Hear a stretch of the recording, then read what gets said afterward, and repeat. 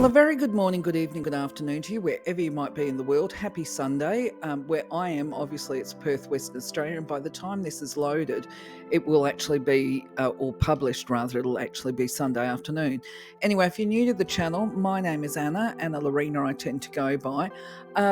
Welcome to the channel. If you're a returning visitor, thank you for joining me again.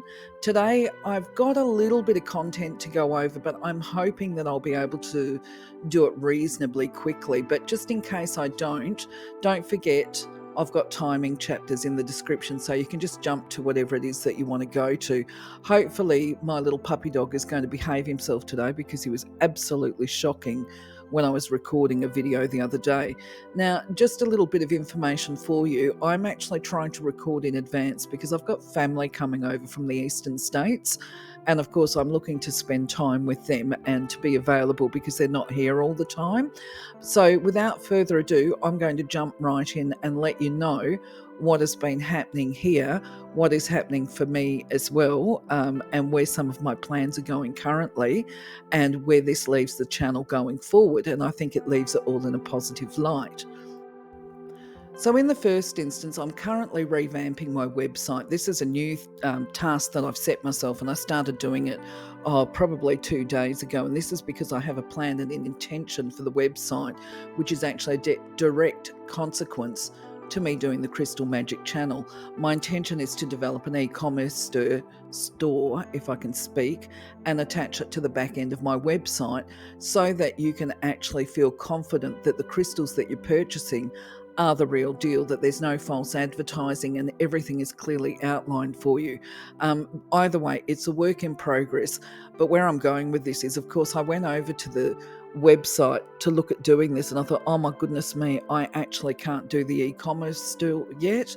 The website needs to be revamped. I'm one of those people that I do changes. So the backstory on the website is that I had it with a web host, or whatever they're called, for a number of years. And because I wasn't actually doing any business, I really was just storing information on it so that people could access it, and do that self-healing, self-help stuff.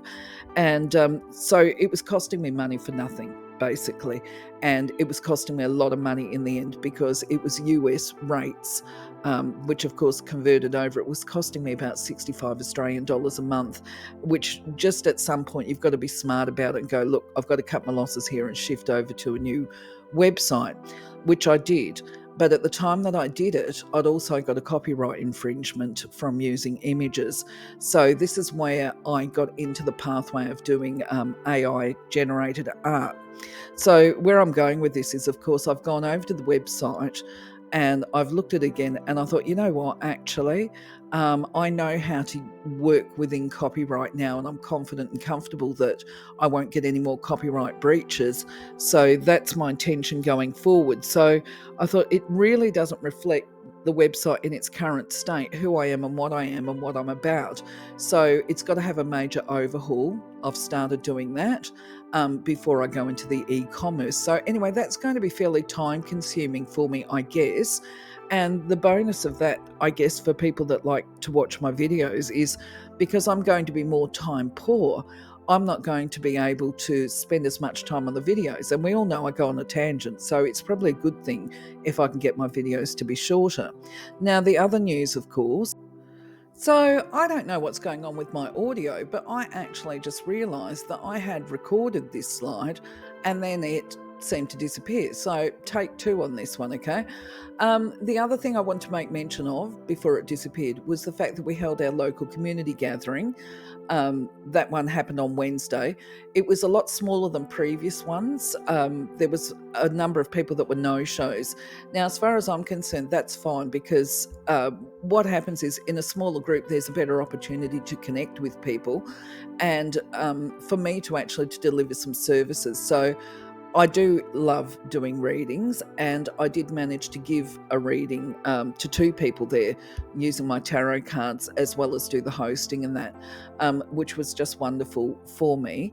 I also want to acknowledge that the lovely Karen attended. She's a medium, and she was able to deliver a message, at least one good one from what I understand, to one of the attendees.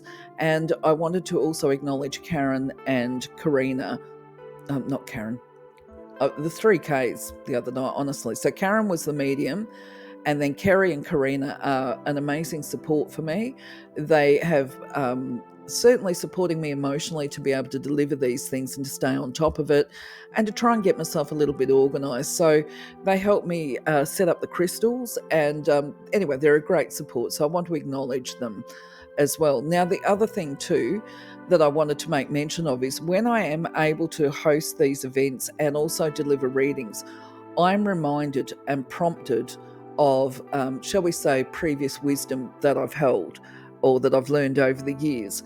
And I also think, when I'm reminded of these things, probably other people need to be reminded as well or would enjoy the reminders. And this is why I'll bring them forth in the Sunday yarning videos. So there's a little bit here to talk about tonight, but hopefully it won't be too long a video.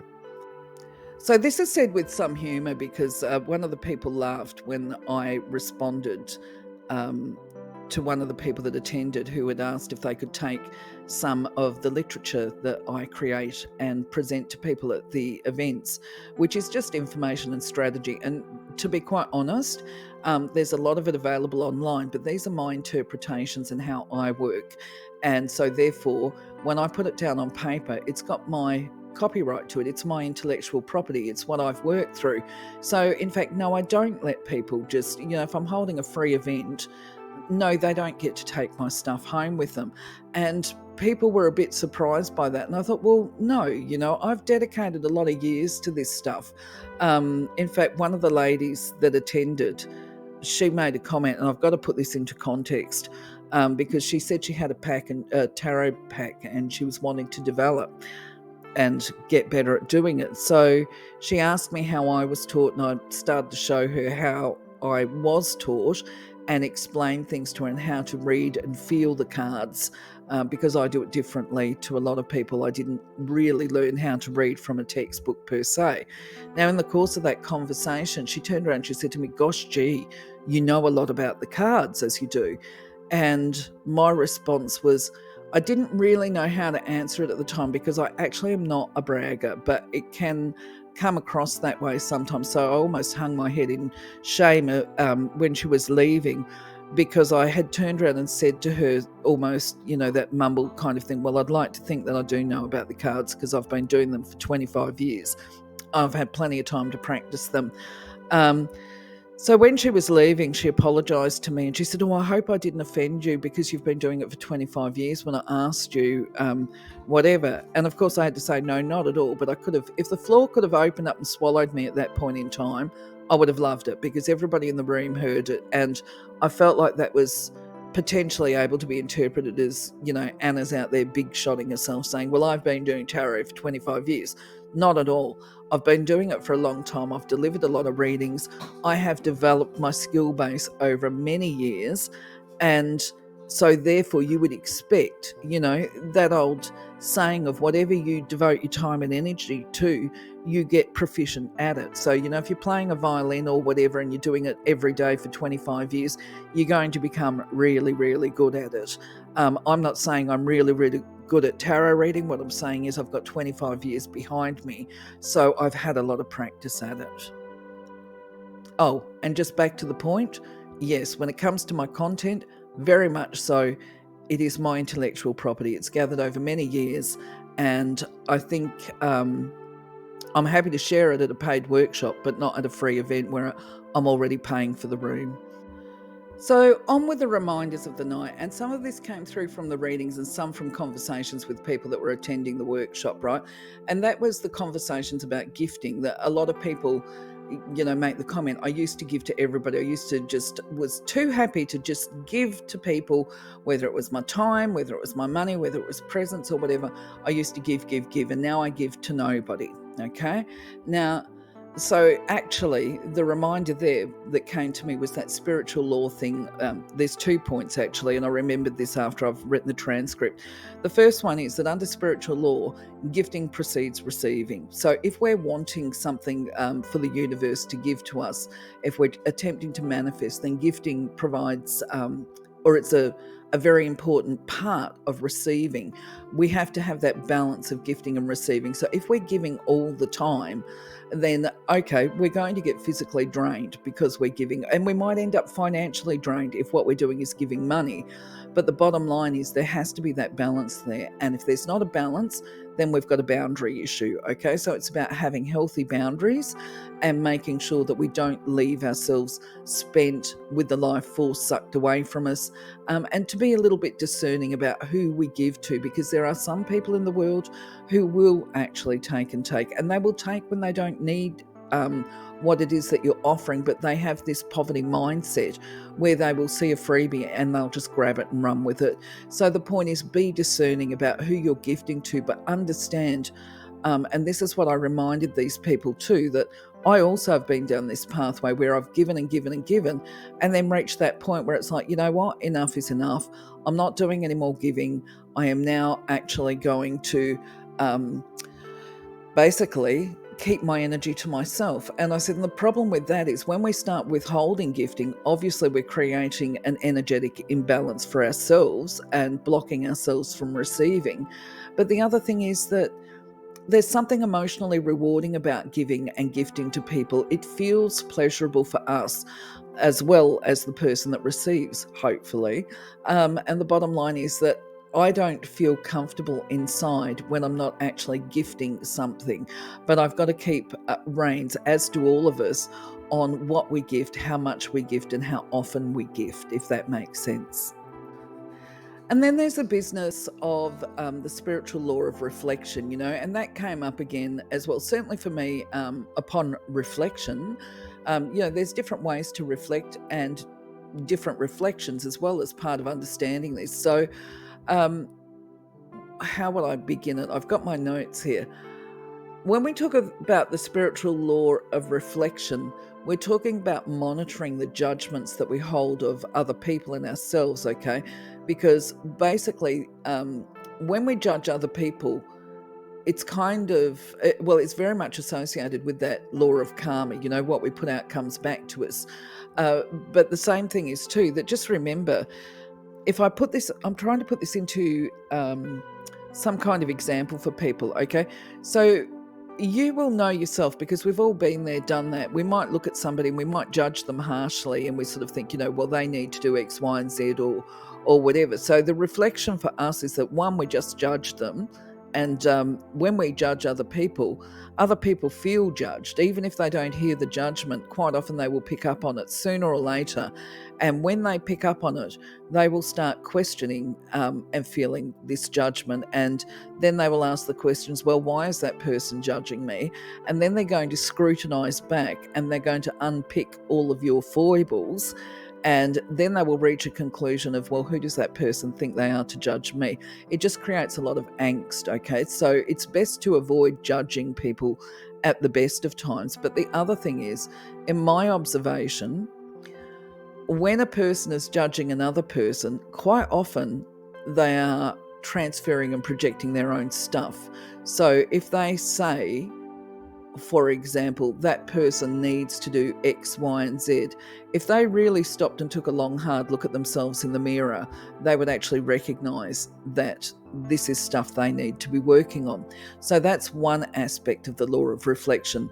The other aspect of reflection is that sometimes when we look at a person and we do judge them harshly, right? Well, maybe we don't judge them harshly at all. Maybe we just see that we are not aligned from a moral perspective, that we're different, and there is something about that person that we don't desire to be around. Because this is discernment. This is not necessarily nastiness or malicious intent. And what that is a case of, because when we can look and discern as opposed to judging, then we're able to actually evaluate what is important to us. Okay, so they teach us what is important, what our moral compass is, and what we value in our friendships, association, and relationships. And so sometimes it's simply a case of just acknowledging that person is not for us, that we're not compatible, and moving on. So yes, let me just reflect on my notes for a moment. Just the pointed tips. When I look at my notes, I've got here, if you find yourself judging other people or yourself very harshly, especially because I like the extremes, because the extremes you actually can't ignore. Sometimes if they're a subtle thing when we're first getting out on our journey, we can see it a number of times, but the message doesn't really come home. But when we've got a strong emotion attached to something, then we can't ignore it. We've actually got to face it. And so if we get a strong response to somebody, we can start reflecting upon, well, what are our attitudes? What are our beliefs? What is it about this situation that we're uncomfortable with? And then if it's about people that are in your life, is this a healthy situation for you? And I think most of us don't like being judged by other people. I think most people tend to react adversely to being judged, or feel, especially if they feel they're judged unkindly. And so it's worth remembering that that basically, judge not, or ye shall be judged. The old biblical passage. I think I'll leave that there. So I'm going to revisit the concept too of prayer and invocation, and I like the idea of putting images up here. So I've just realised this video is getting long. I'll try and get on with it. Okay, so in the first instance, we talk about the giving and receiving and praying. Okay, when we pray or invoke, they're similar, but yet they're different. They both, however, are solemn events. If we're praying, usually, I guess if I say the word prayer, most people are going to imagine or think of being in a church or some kind of organised group where there are structured prayers, such as, because I've got Christian background, Our Father who art in heaven, that kind of thing. Hail Mary is another one that comes to mind straight away.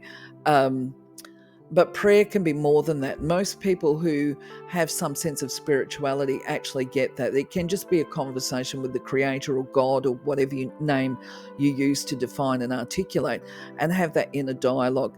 Now, the other thing too, when it comes to praying, is that it usually involves a request, almost a plea. Sometimes it will involve gratitude as well.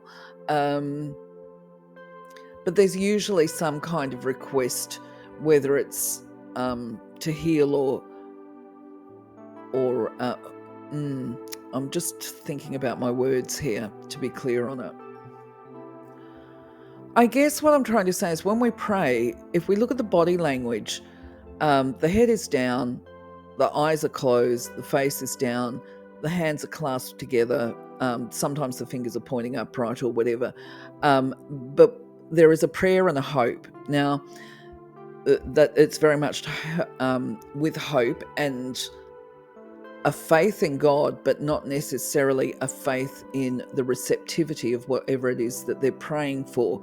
Now, I say that, and you might disagree with me, and I welcome your thoughts and how you might process this yourself, because I actually do recognise, I've known of prayer groups where you get a number of people together and they all focus the intention and miracles happen. This is not a unique thing, shall we say. It's certainly well spoken about, if nothing else.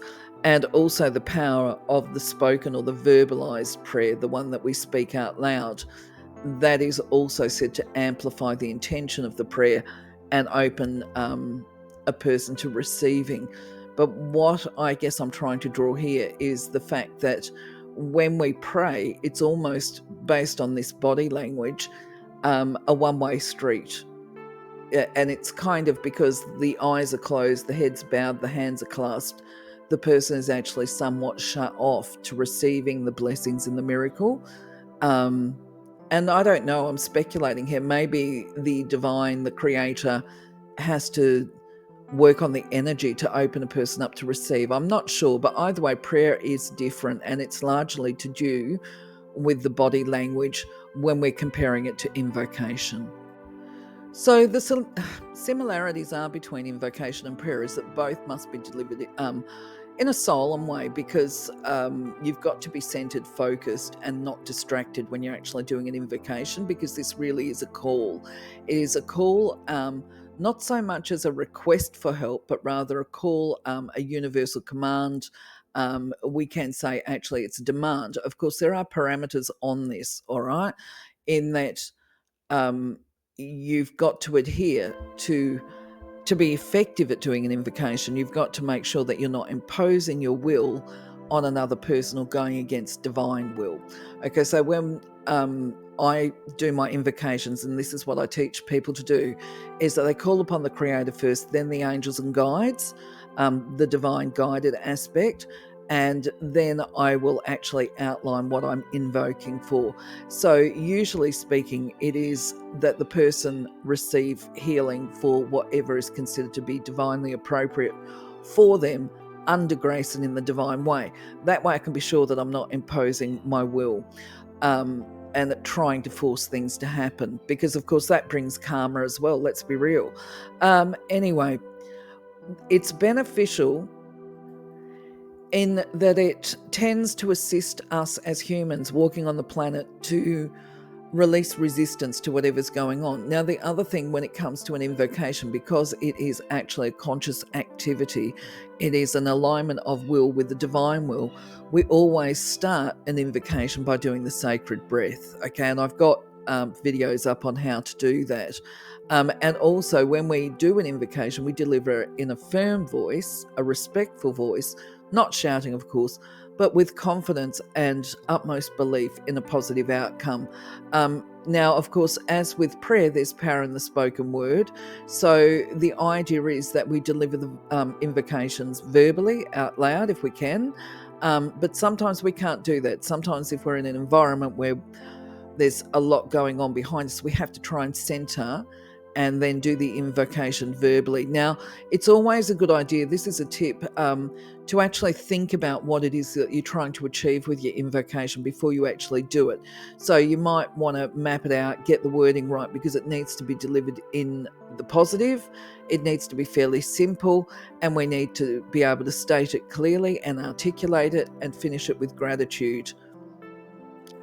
Now, if you want to practice this, and this is what we call, I guess, the art of magic, if you like. Once I learned this, the first ones that I used to do was actually to do the, I now invoke my creator guides, guardians, whatever, to find me the perfect parking space at the perfect time if I had an appointment. This was because every time I went uptown, I had to drive around for about half an hour before I found a parking bay, and then I used to have to walk quite a distance to actually get where I was going. So it meant that in a tiny little town like Kalgoorlie, I had to leave an hour early to make sure that I got the parking spot so that I could actually go and do whatever it was that I needed to do. And it was a pain in the backside, I might say. Anyway, so I'd seen about this invocation aspect, and I thought I'm going to put it to the test because, some people tell you that you can't test energy. I can tell you that you can.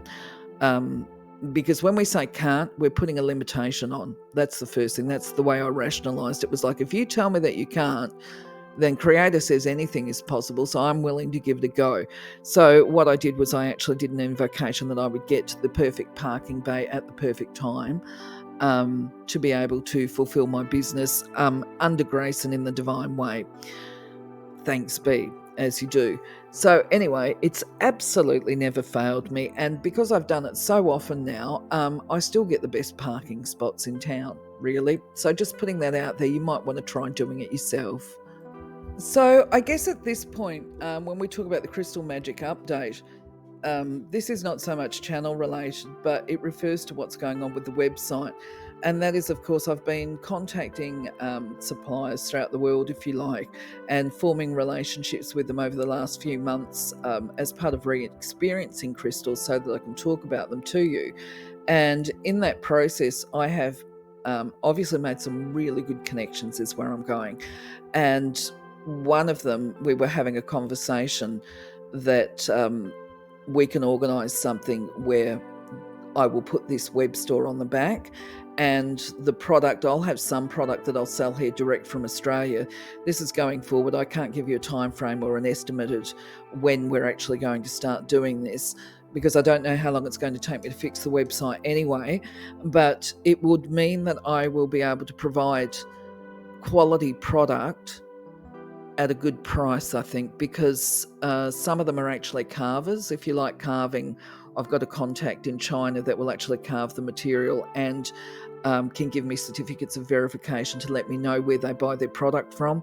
And she's actually shown me all the stock that's in the back of the warehouse. They buy really big quantities.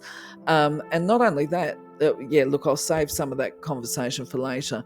But suffice to say, we've tried and tested out now the product. We've looked at the product. They know stuff that I like. They know stuff that I will turn around and say, don't give that to me. Or if you're going to give it to me, we sell that at low grade prices. And in fact, actually, one of them at this point in time, she just won't show me stuff if she thinks that I'm not going to like it. She's like, no, I'm not showing you, especially if the celestite colour's not good or things like that, or even her labradorite, because labradorite, I have observed that the quality of that seems to be going down as far as the carved stuff is concerned, or if you want the really good quality stuff, the price is going right up. Excuse me, that's the phone. So anyway, not only have I found the suppliers, and there it is again, I should have put it on silent, we've also tried and tested the shipping, and yes, there can be pains with the shipping, but trying to find the best freight forwarders to get product to where I am as well, because sometimes it can take 3 or 4 weeks. So anyway, that's the update with what's happening with me. So another factor or consideration for doing the Crystal Magic content update is you will have already seen that I've put up the Lapis video, and in it I recorded the fact that it was illegal to actually source lapis from Afghanistan, which actually lapis from Afghanistan is the best lapis you'll find in the world. It outshines Brazil and South America, so where they are known to have all these amazing crystals, their lapis certainly is nowhere near what you get out of Afghanistan. Anyway, I've just digressed. Bottom line is, I said on the video that it was illegal to source it from Afghanistan because it actually was. But more recently, and I recognise this because of my suppliers, I ended up doing a Google. So the good news for all of us that love crystals and particularly love lapis is that we can now start purchasing the Afghanistan stuff again. Apparently, it was made legal a few years back, so I was incorrect with my information when I recorded this, because apparently the Afghan economy is in a really bad state of repair, so they're actually promoting selling their lapis because they're trying to rebuild their economy. And where I'm going with this is apparently China is the biggest buyer of their product. So as far as channel content goes, on the playlist, the rainbow fluorite video has been loaded, and I managed to put in, if I recall correctly, some photographs of the rainbow fluorite that I've actually got here at the moment. I've got some beautiful towers. I've also got some feather fluorite that's come in. It's just absolutely stunning stuff. The problem actually is I like it all so much, I actually not sure if I want to sell it, really. I've also done the video on smokycitrine. I had said some time ago when I made the citrine video that Smoky would actually warrant a video all to itself. And so I've finally done that because I've got some smokycitrine. I've got a tower that I've been using. Well, I've had it for years actually, but I've also managed to get in some smokycitrine spheres. So it seemed to be timely to mention the attributes of it. It's just an amazing crystal. But anyway, moving on. I've also completed and uploaded the Smoky Quartz ready in advance because simply I have to be a bit organised at the moment. This is another crystal that is absolutely worth a mention for anybody because it's considered to be a master healer or a power healing crystal. So I'll let you watch the video and come to your own conclusions. Now, don't forget, I always ask people to leave a comment. If you feel differently to me, leave a comment. The other thing I just remembered too, because I forgot to mention this, if you find that any of the content that I put on the channel is useful or beneficial to you in any way, I would ask, please, very nicely and kindly, if you could give us a thumbs up, or if you feel that I can improve, let me know how I can improve. Now this one is new. I haven't actually finished this video. I'm still working on it. the transcript I'm talking about. I've still got to tweak it a little bit more before I record it and upload it, but it's a new discovery for me. I actually didn't know it was around, but it's absolutely stunning based on the photographs. But I've actually got some towers coming in, stuck in transit at the moment, I might add. Not really happy about that. But I also want to be looking at that before I actually load the video. So I'm hoping that it comes soon so that I can add my experiences based on the stuff sitting in front of me. So I'll let you know when it's arrived. So just a quick reminder before I close out for the day that we do have a number of different playlists on the channel, and that includes one that's dedicated to universal law and spiritual law, seeing as I've talked about that today. So you can actually go to that playlist and potentially scroll through all of them, which that should be great fun for you because there's 105 of them. Or if there is something that particularly interests you, such as the law of karma, you could just type karma in there and it should come up for you. So for now, though, my friends, I'm going to close out. I'm going to say thank you very much for being part of my journey. I hope that you have found content useful to you today, that maybe some of the resurfacing wisdom or information that came to me the other night has relevance for you. Maybe you've gained something in regard to prayer and invocation, or maybe you want to add to my pool of knowledge and give us some feedback. I welcome it all. For now, though, I'm going to say love you, leave you. Thank you for being part of my journey. Have a wonderful week. Blessed day. Take care. Bye-bye for now.